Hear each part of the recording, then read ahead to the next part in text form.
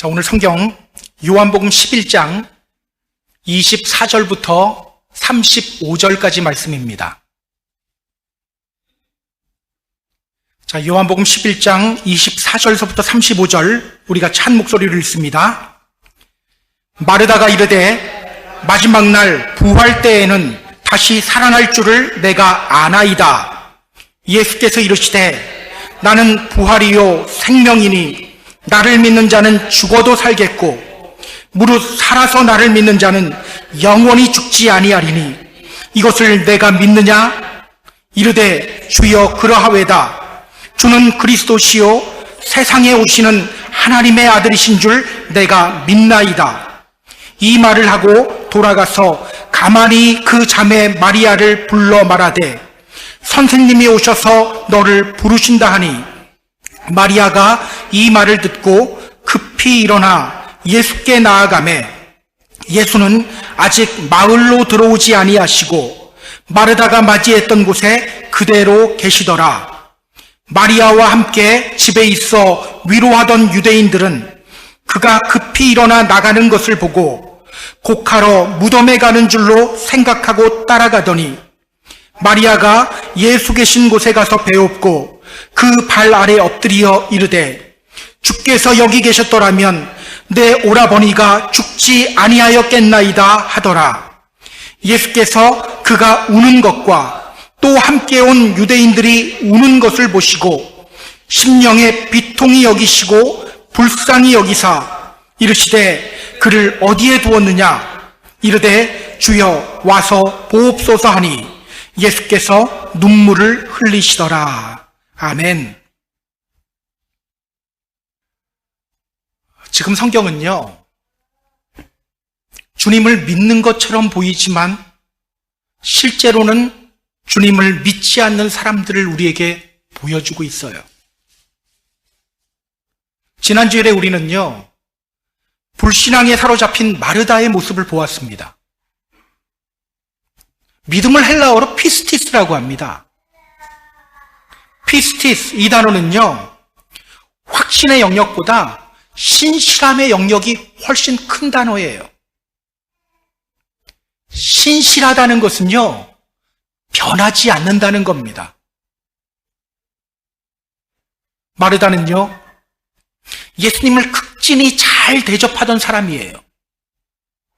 누가 보더라도 예수님 잘 믿는 사람이에요. 그런 그녀가 사랑하는 동생의 죽음 앞에서 갑자기 예수님을 원망하기 시작했죠. 예수님은 죽은 나사로 살리기 위해서 오셨는데 그녀는 그런 예수님을 원망했습니다. 주께서 여기 계셨더라면 내 오라버니가 죽지 아니하였겠나이다. 예수님, 왜 이렇게 늦었습니까? 왜 당신은 꼭 필요할 때는 없습니까? 그리고 그 원망이 불신앙으로 이어졌죠. 이어서 그녀는 예수님께 이렇게 말했어요. 그러나 나는 이제라도 주께서 무엇이든지 하나님께 구하는 것을 하나님이 주실 줄을 압니다. 그러나 나는 이제라도 주께서 무엇이든지 하나님께 구하는 것을 하나님이 주실 줄을 압니다. 이 말이 믿음의 고백이 아니라고 말씀드렸죠? 불신앙에 사로잡혀서 나온 말이에요. 주께서 하나님께 구하시면 하나님이 주신다는 것을 압니다. 여기 나오는 구하다라는 단어는요, 아이테오라는 헬라어 단어입니다. 아이테오는요, 아랫사람이 윗사람한테 구할 때 사용하는 단어예요. 예수님이 아버지 하나님께 구할 때 사용하는 단어는요, 에로테오입니다. 왜? 예수님과 하나님은 동등이시기 때문에. 예수님이 바로 하나님이시기 때문이에요. 동등한 사람에게 구할 때 사용하는 말이 바로 에로테오예요. 마르다는요, 아이테오라는 단어를 사용해요. 그걸 예수님께 적용합니다. 입으로는 멋진 신앙 고백하는 것처럼 보여요. 하지만 실제로는 불신앙에 사로잡힌 상태로 나온 말이에요. 그런 그녀를 향해 예수님이 이렇게 말씀하셨죠? 내 오라비가 다시 살리라. 너의 오라비가 다시 살리라. 예수님은요, 그래, 그럼 내가 아버지 하나님께 한번 구해볼게. 이게 아니죠. 이렇게 말씀하지 않으셨어요. 너의 동생 나사로가 다시 살아날 것이다. 주님이 주체가 되어서 말씀하셨어요. 예수님이 왜 이렇게 말씀하셨습니까? 입으로는 예수님을 하나님이라고 하지만 실제로는 예수님이 하나님이라는 사실을 인정하지 않고 그냥 사람으로 보는 마르다에게 예수님이 바로 하나님임을 강조하기 위해서예요. 내가 지금 여기 온 이유는 너의 동생 나사로 살리기 위해서야. 너는 나를 그냥 사람으로 보고 있지. 내가 바로 하나님이야. 내가 바로 생명을 살리고 생명을 주는 하나님이야. 제발 좀 믿어라. 바로 이런 의미예요. 자, 그럼 이제 마르다는 어떻게 해야 될까요? 예수님을 향한 원망의 마음을 거두고 예수님이 하나님임을 믿어야 합니다.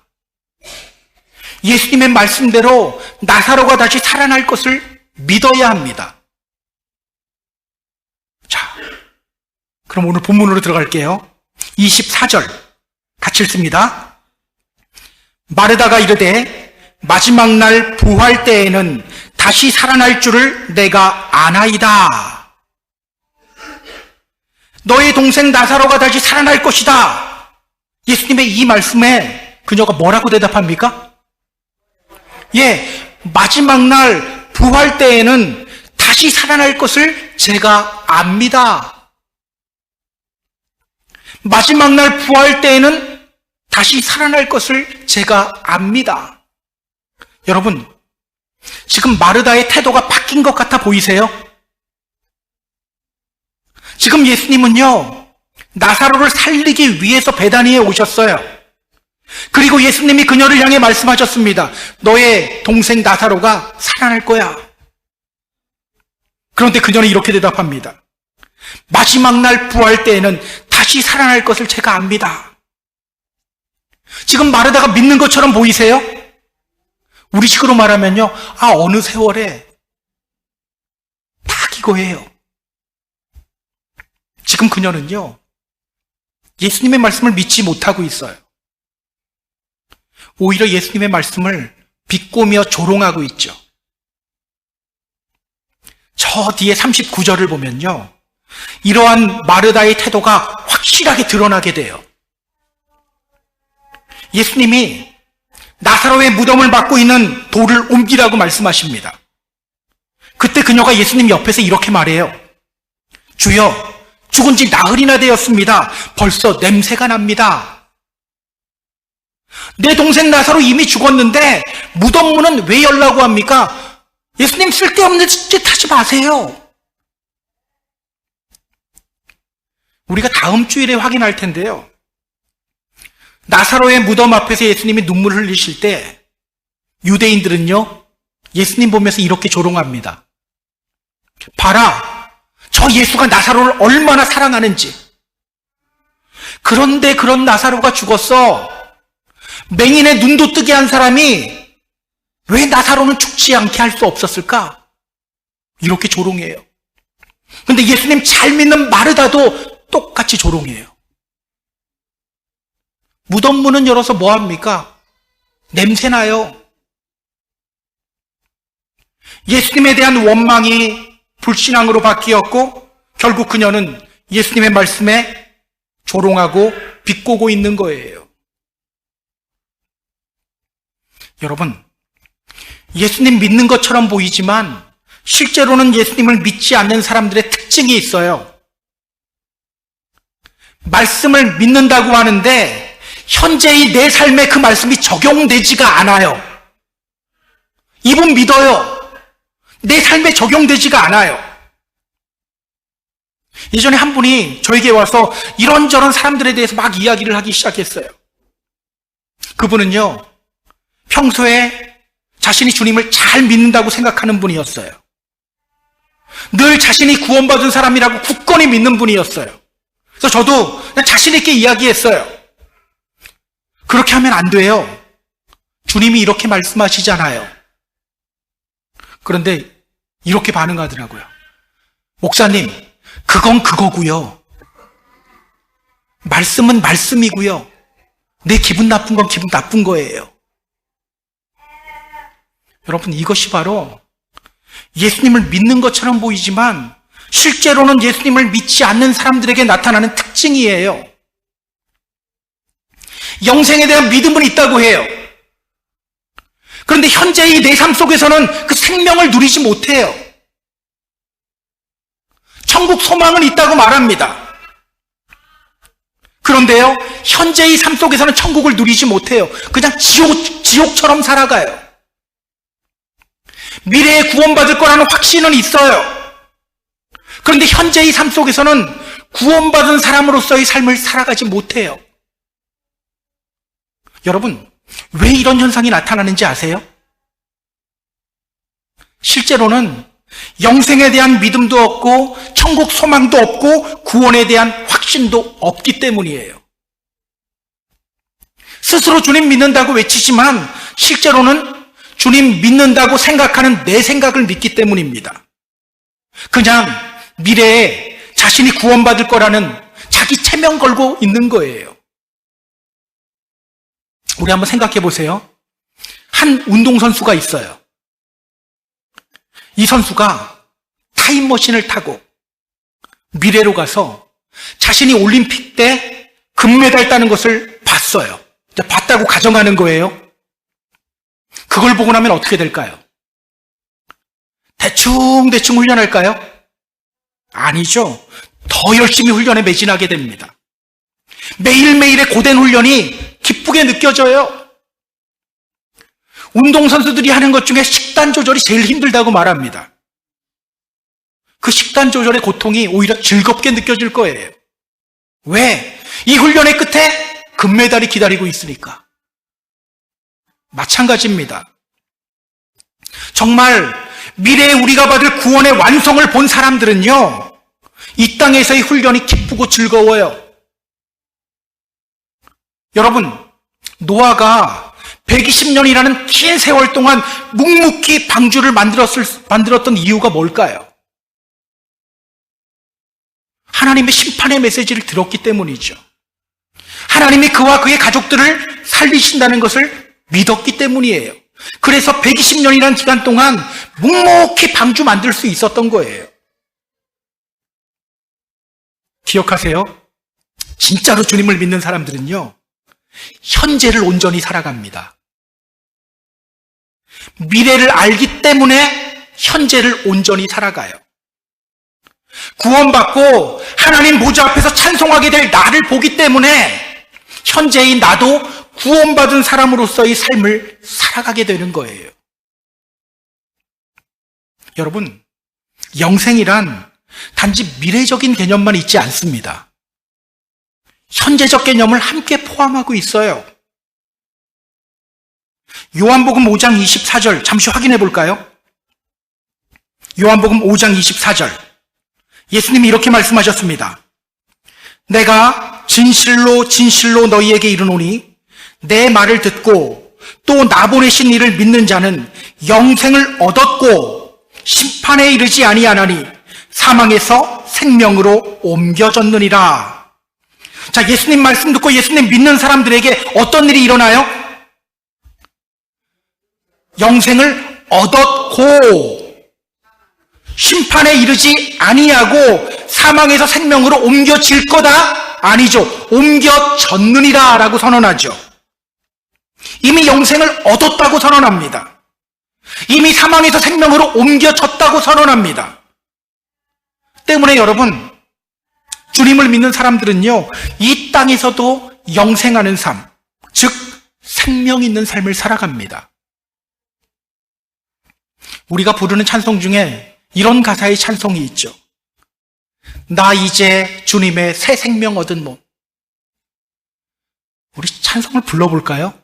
그냥 반주 없이 그냥 나 이제 주님의 새 생명 얻은 몸 옛 것은 지나고 새 사람이로다 그 생명 내 맘에 강같이 흐르고 그 사랑 내게서 해같이 빛난다 영생을 누리며 주 안에 살리라 오늘도 내일도 주 함께 살리라 영생을 누리며 주 안에 살리라 오늘도 내일도 주 함께 살리라 저는 우리의 믿음이 저 멀리만 바라보는 믿음이 아니라 현재의 삶 속에서도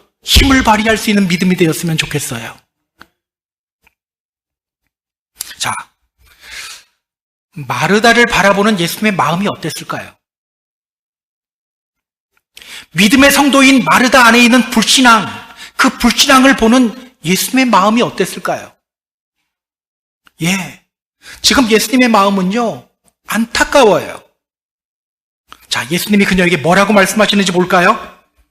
25절, 26절 같이 읽습니다.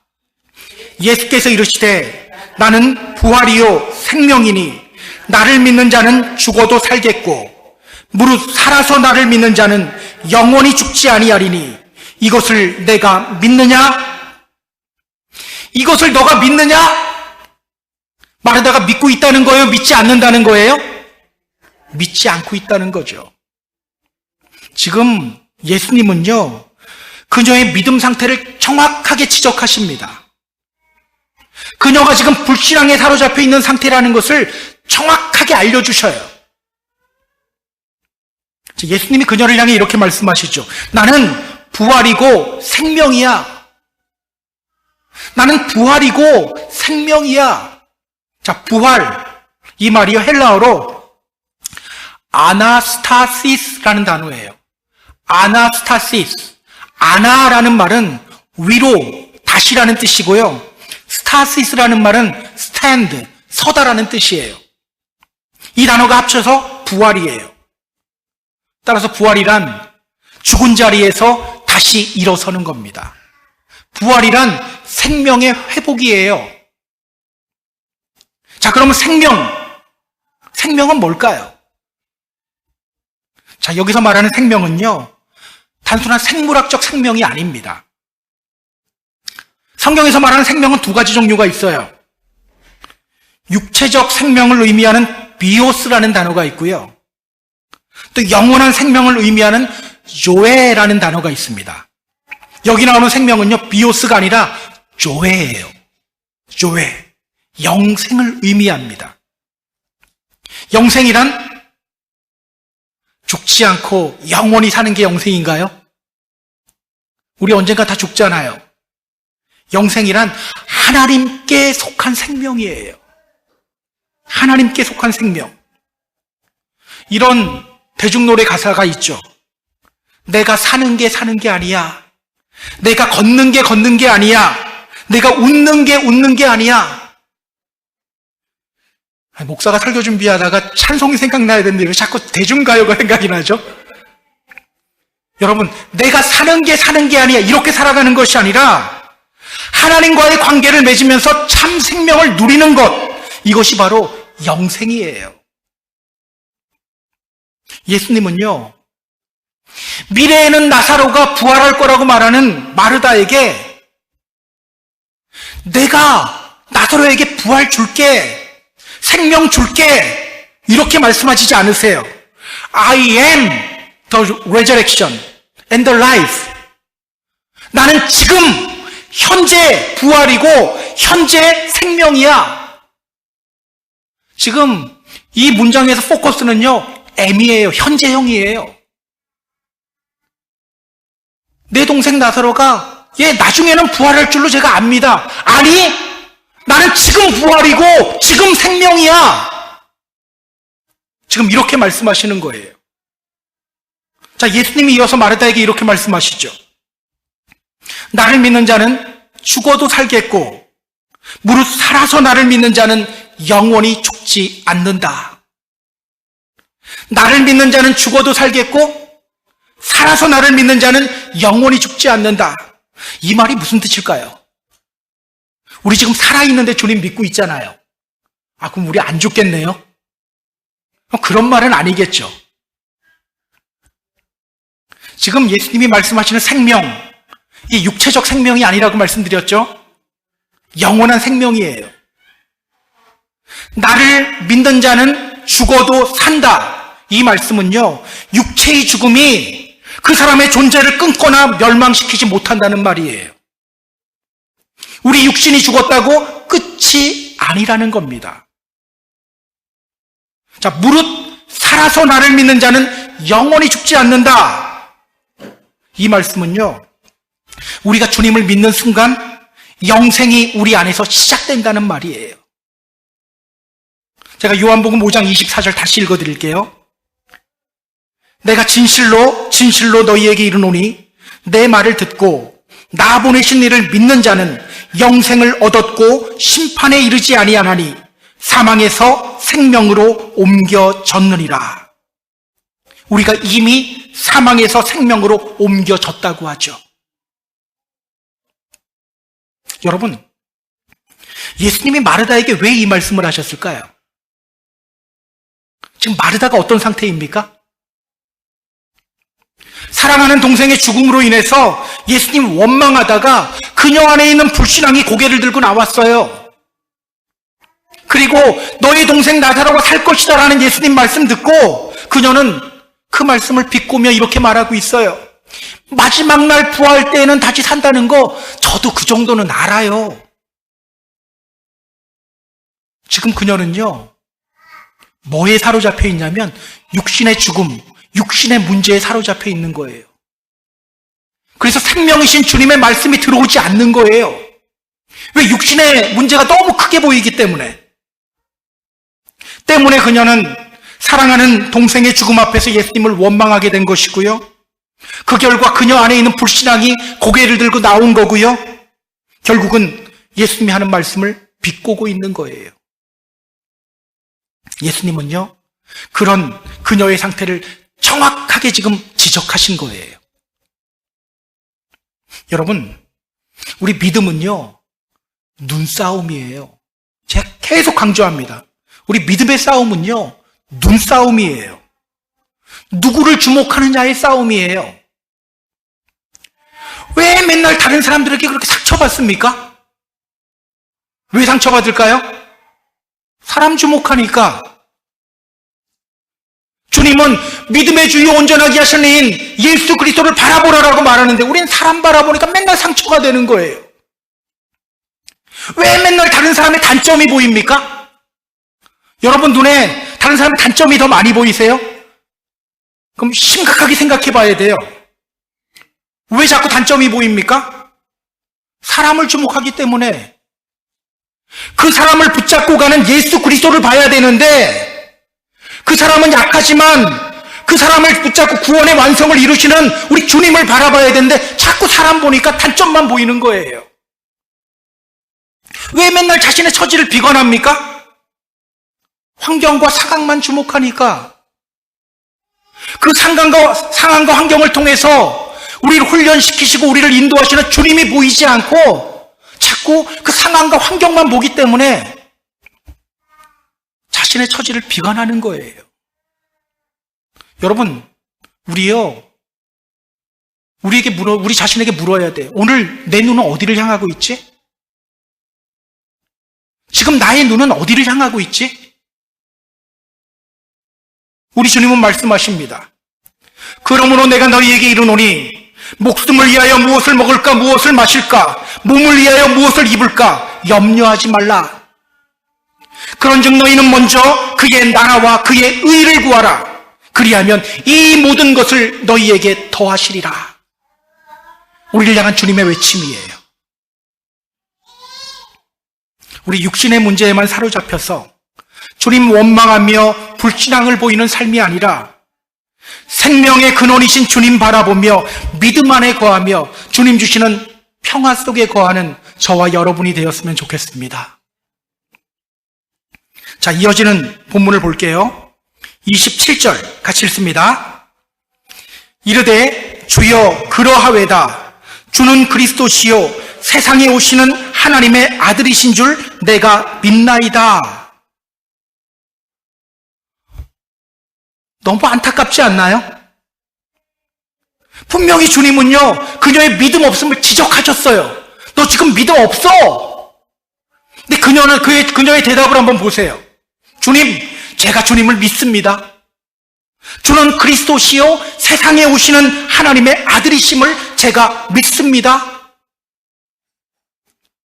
주님은 그녀의 믿음 없음을 지적하고 있는데 아이러니하게도요, 그녀는 믿고 있다고 말해요. 자신이 지금 주님을 믿지 못하고 있는 상태라는 것을 스스로 깨닫지를 못하고 있어요. 여러분, 우리 이런 마르다를 어떻게 봐야 될까요?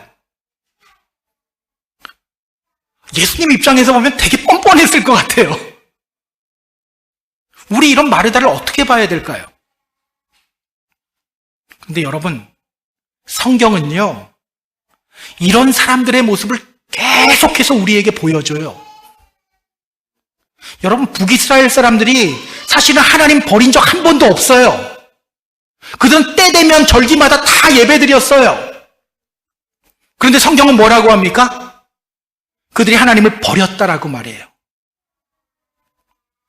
마태복음 7장을 보면요, 예수님이 볼 땐 도무지 누군지 몰라요.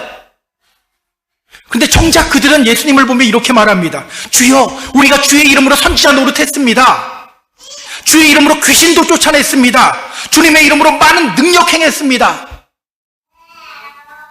여러분, 성경이 왜 이런 사람들의 모습을 계속해서 보여줄까요?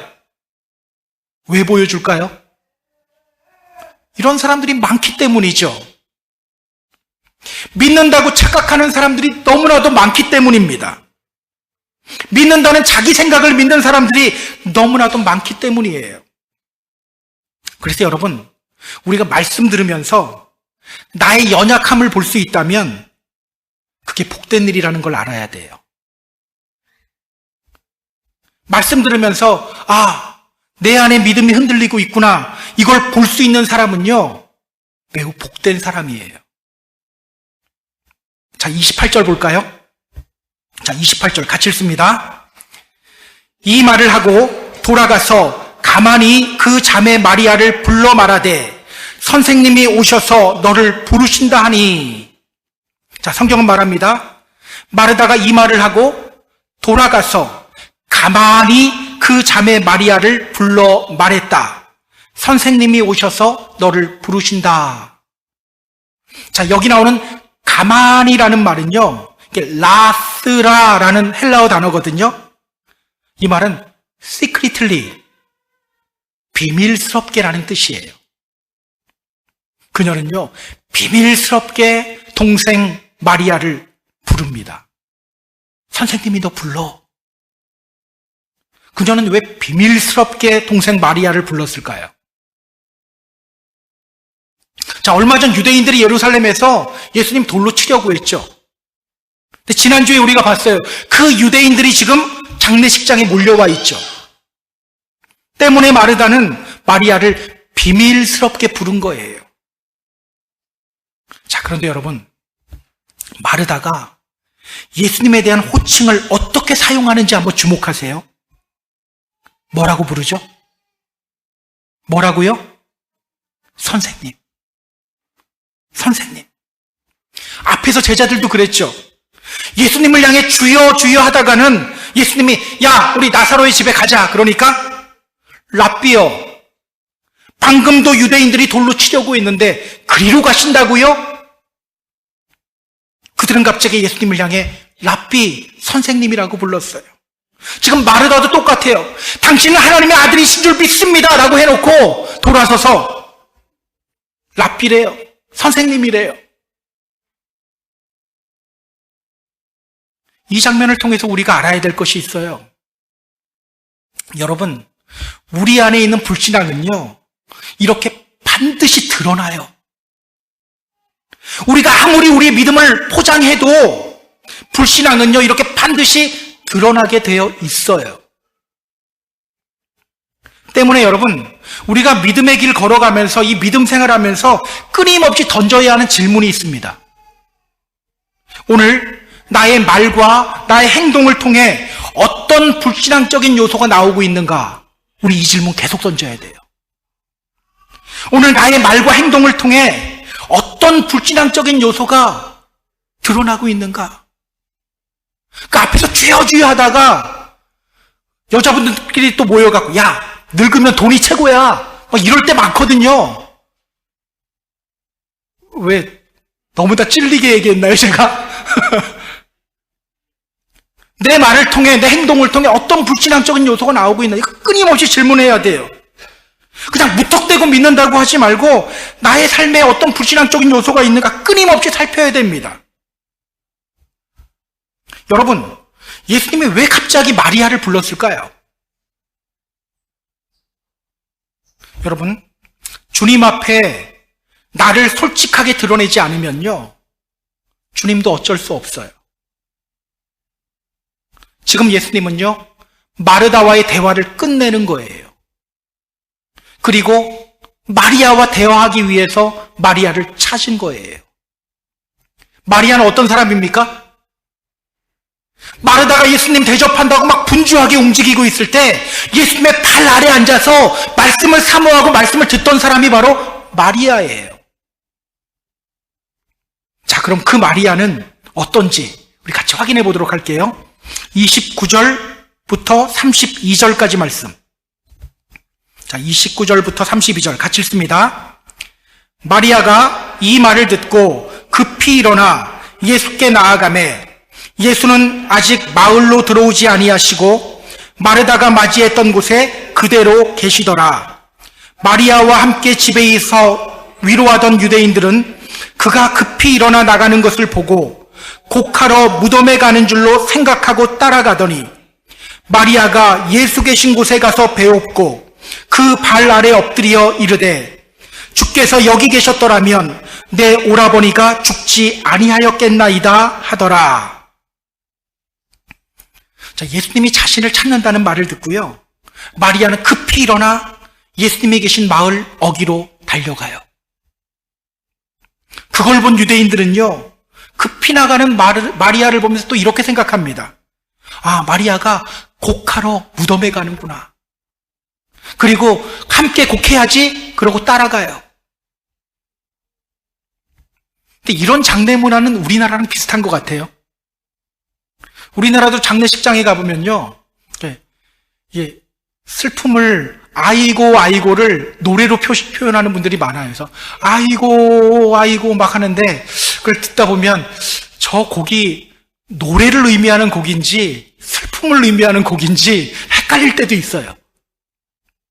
자, 어쨌든 마리아는요, 예수님께로 급히 달려갑니다. 자, 그런데 성경 보세요.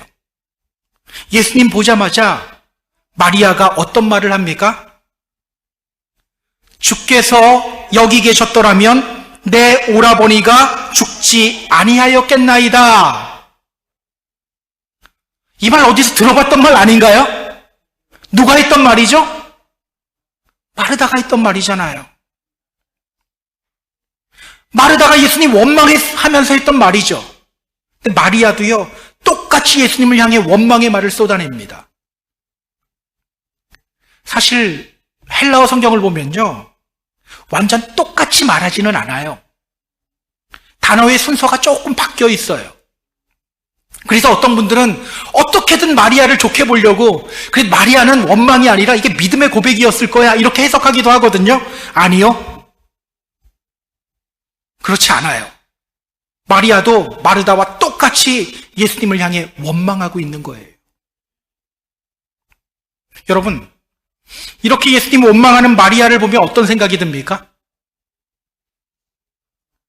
마리아는요, 늘 예수님의 발 아래 앉아서 말씀을 사모하고 말씀을 듣던 사람이에요. 그런데 그런 그녀가 예수님 원망하고 있어요. 이런 마리아를 보면서 여러분 어떤 생각이 드세요? 여러분, 이것이 바로 어쩔 수 없는 우리 인간의 모습입니다. 우리는요, 우리의 믿음이 어느 정도 단계에 이르면 흔들리지 않을 거라고 생각해요. 과연 그럴까요? 아니요, 다 흔들려요. 다 흔들립니다. 누구나 흔들립니다. 평생 목회하고도 마지막 때에 흔들리는 목사님들 많이 있잖아요. 누구나 다 흔들려요. 저도 언제 흔들릴지 몰라요. 그래서 여러분, 저를 위해서 기도 많이 해주셔야 됩니다. 제가 흔들리면 누구 책임인지 아세요? 네, 미리 이렇게 깔아놔야지. 네. 목사 다 언제 흔들릴지 몰라요. 누구나 마찬가지예요.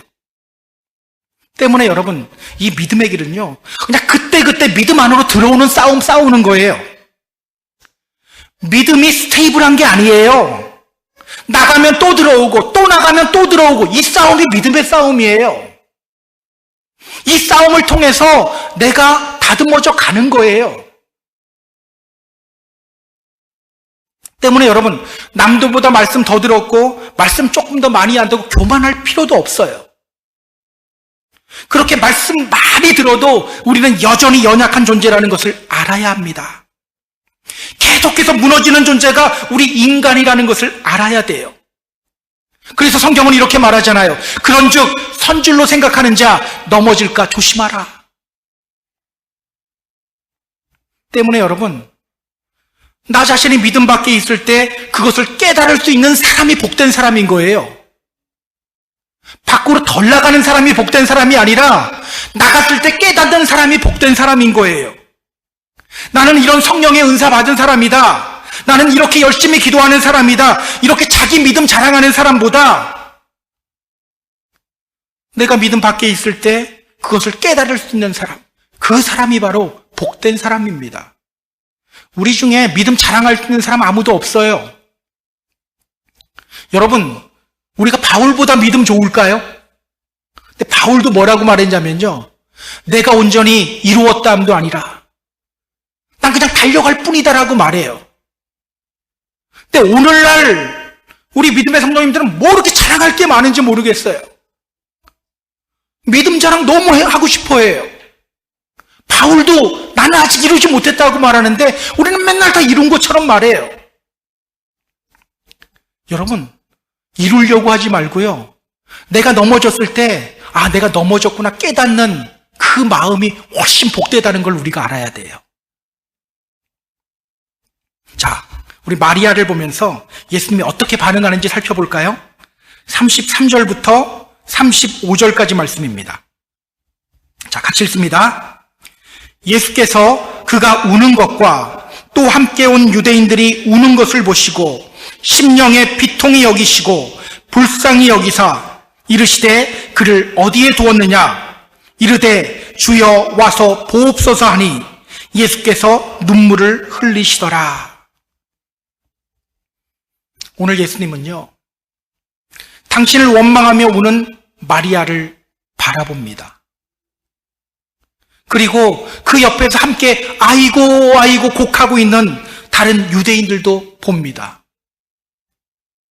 순간 예수님의 마음에 두 가지 감정이 생겨요. 성경은 이렇게 말하죠. 심령에 비통히 여기시고 불쌍히 여기시라.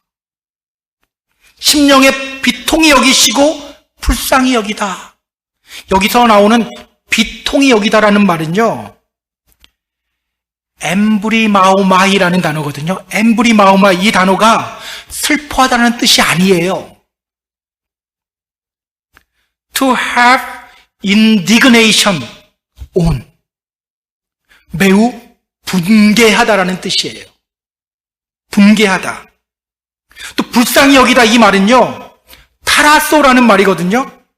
이 말은 trouble, 근심하다라는 말이에요. 그런 마리아를 보며 예수님은 매우 분개하고 근심하셨다는 거예요. 그리고 예수님이 마리아에게 묻습니다. 나사로 어디에 두었지?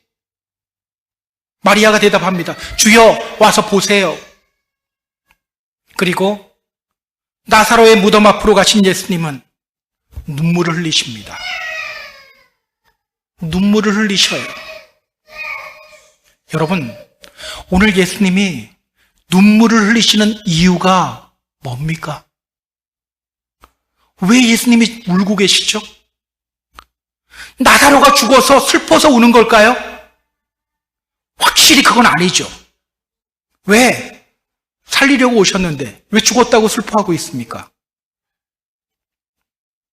마르다와 마리아 안에 있는 불신앙 때문에 눈물 흘리시는 거예요. 믿음의 성도 안에 있는 불신앙을 보면서 예수님이 눈물 흘리시는 거예요. 성경을 보면요, 예수님이 이렇게 우는 장면이 한 군데 더 있어요. 누가복음 19장에 나옵니다. 예수님은요, 예루살렘을 바라보시며 우셨어요. 예수님이 우시며 이렇게 말씀하십니다. 너도 오늘 평화에 관한 일을 알았더라면 좋을 뻔하였거니와 지금 너의 눈에 숨겨져 있도다. 평화의 왕으로 오신 예수님을 믿지 못하는 예루살렘을 보며 예수님이 우신 거예요. 오늘 본문에서도 마찬가지입니다. 마르다와 마리아 안에 있는 불신앙을 보며 비통해하시고 근심하시고 예수님이 눈물 흘리시는 거예요. 기억하세요? 믿음의 성도들 안에 불신앙을 보면서 우리 예수님은요, 이렇게 눈물 흘리셔요. 우리는 맨날 하나님 저 이거 힘들어요, 이거 좀 봐주세요라고 하는데 우리 주님이 정말 마음 아파하는 것은요, 내 안에 있는 불신앙 보면서 마음 아파하세요. 믿음의 성도인데 우리 안에 있는 믿음 없음을 보면서 주님이 마음 아파하십니다. 여러분, 지금 예수님이 나를 보시며 어떤 표정을 짓고 있을까? 지금 예수님이 우리 가정을 보시며 어떤 표정을 짓고 있을까요? 지금 예수님이 우리 속회를 보고 우리 교회를 보시면서 어떤 표정을 짓고 있을까요? 저는 우리가 믿음으로 주님을 기쁘시게 하는 저와 여러분이 되었으면 좋겠어요. 이제 말씀을 정리할 겁니다. 우리 사랑하는 펜사콜 한인교회 성도 여러분, 누구보다도 예수님을 극진히 잘 대접했던 마르다 안에 있는 불신앙,